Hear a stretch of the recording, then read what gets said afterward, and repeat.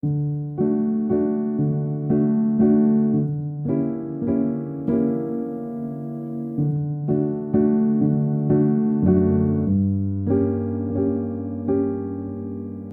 boys and girls.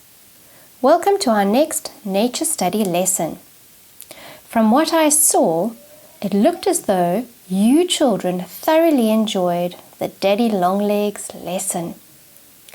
I am thrilled to hear that.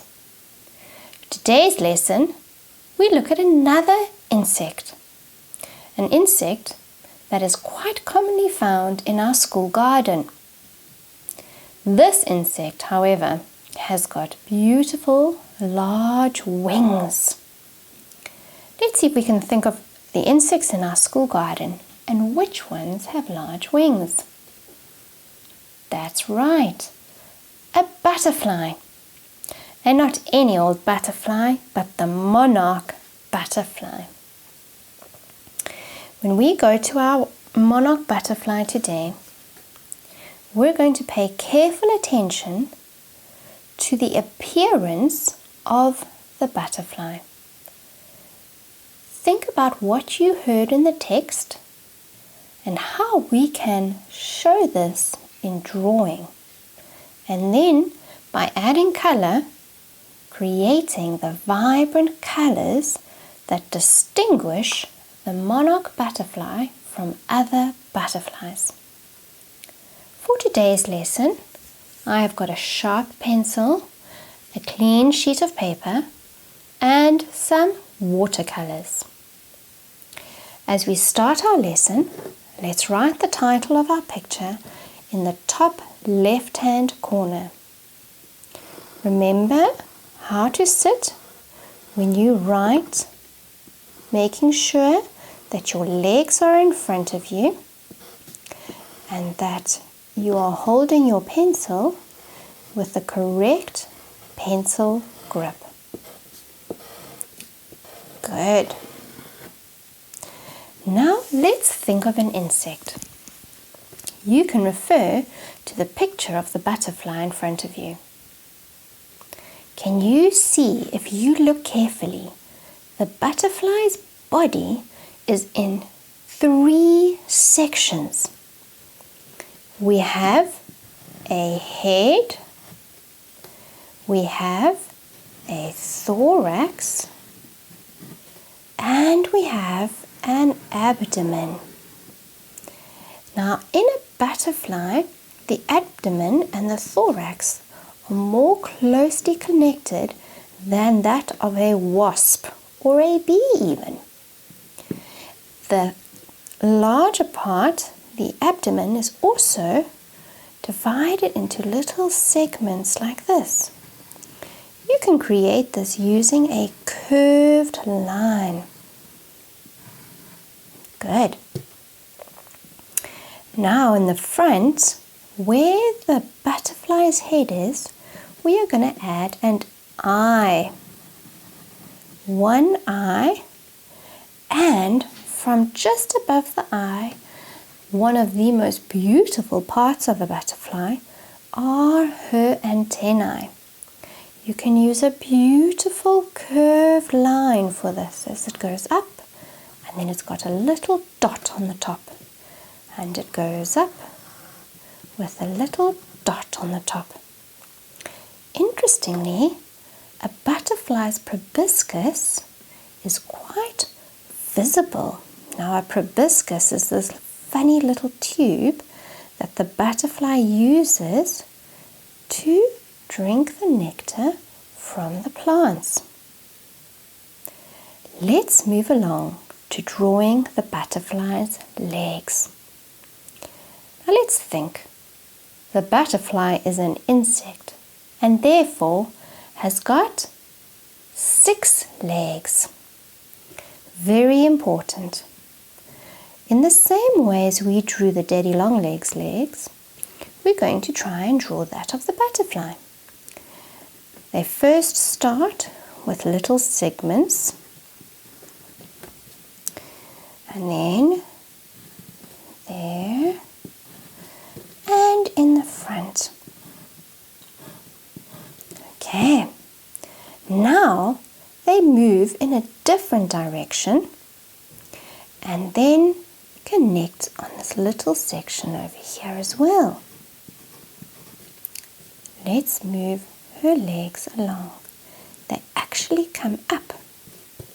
So you can move them up if you would like to.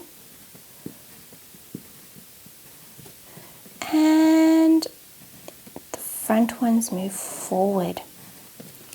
But the legs are not finished yet. Now they're going to go out again.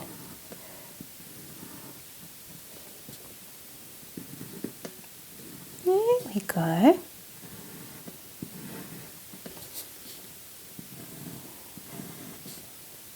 And the front ones come out as well.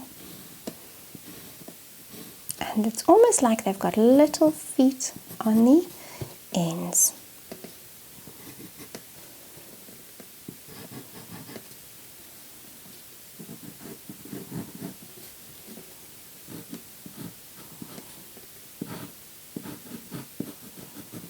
There we go. Oops. Now we're going to look at the butterfly's wings. Now some may think a butterfly has only 2 wings. And you would be wrong. A butterfly has indeed 4 wings.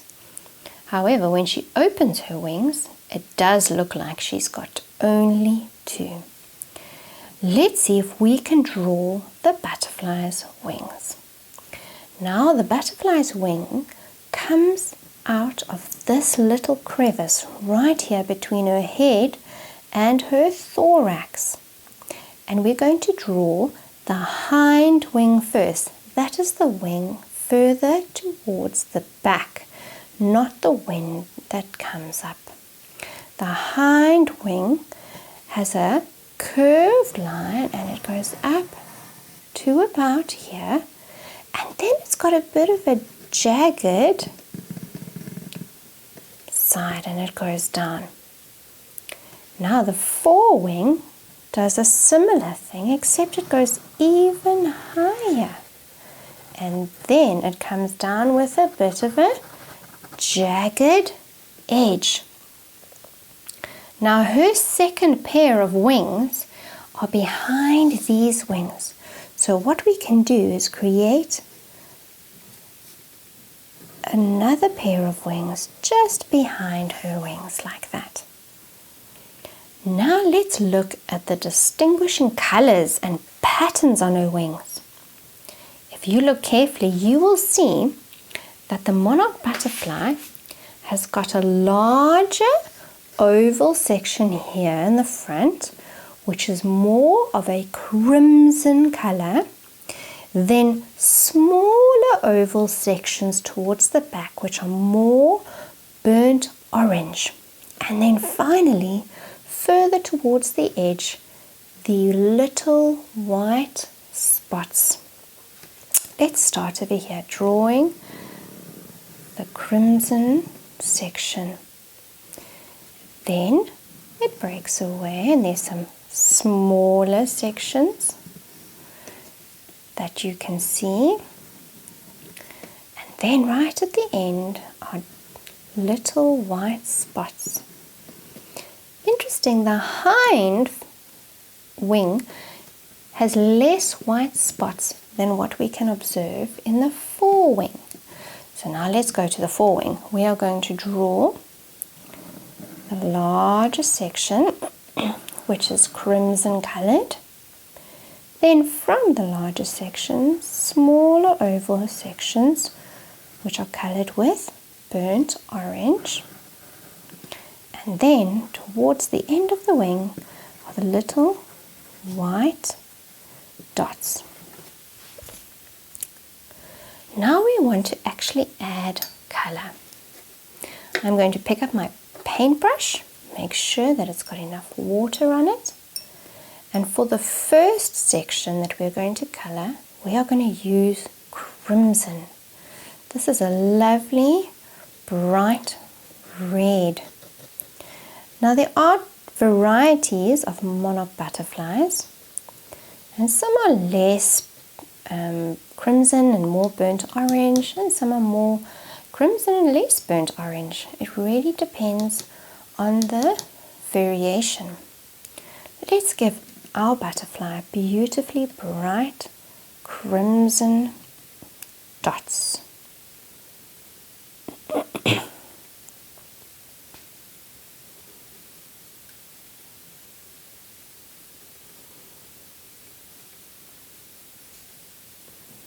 There we go. And this one. Boys and girls, remember that when you're adding colour and when you're drawing, we draw with care, precision, and good effort. It's never about rushing through your work. If you get tired, it's better to stop and come back to it than to rush through it. Good. Now let's choose some burnt orange. Can you see on my color palette? Here is my burnt orange. I'm going to take some, let's just make sure that it's moist. And then I'm going to add burnt orange to the dots towards the edge of the hind wing. There we go. Slowly your butterfly starts taking shape.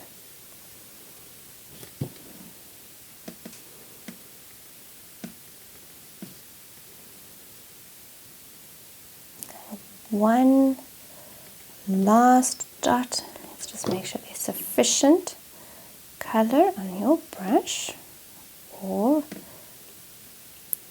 if you're using crayons. Now, a defining characteristic of the monarch butterfly are her black veins that line the outside of the wing and the inside between the red and orange dots. So we're going to very carefully take some black and very carefully add it to our wings. Boys and girls, when you are using black, especially when you're painting, it is a very strong color. And so you've got to exercise great care in making sure that it does not smudge into the other colors, otherwise you won't see them. You see their mine's already smudging, so we've got to be very careful how we add black paint to our sketches.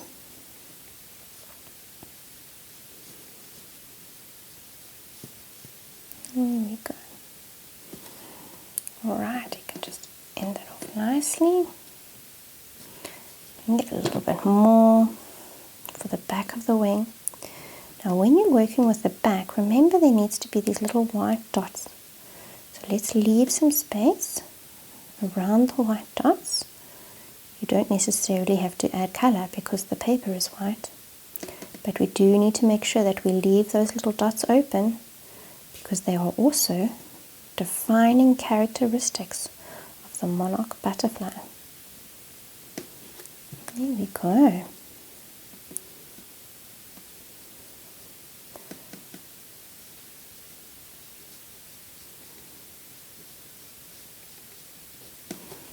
Good. And we can add a little bit more.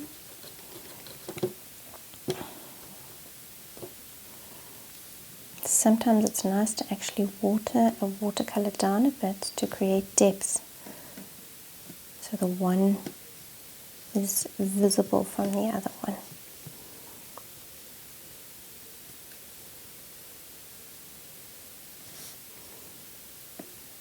There we go.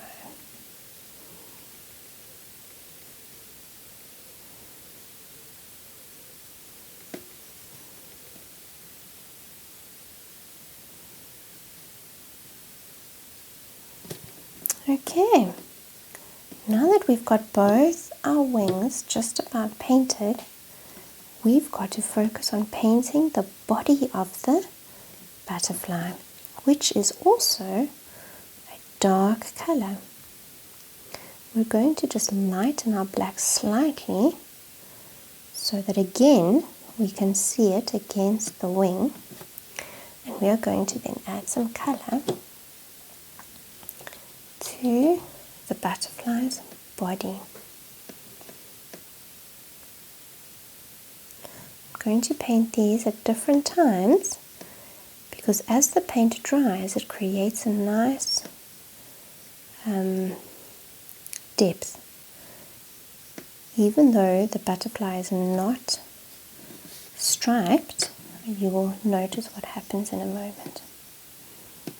Here is the thorax of the butterfly.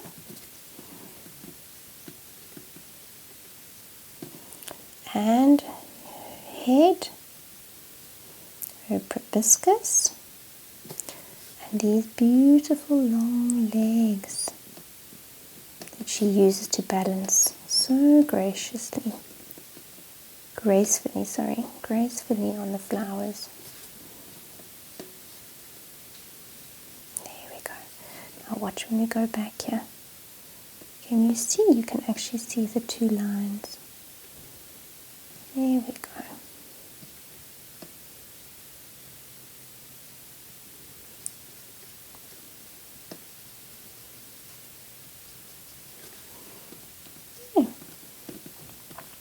Last thing we want to do is just take a nice darker black and add some colour to the eye. There we go.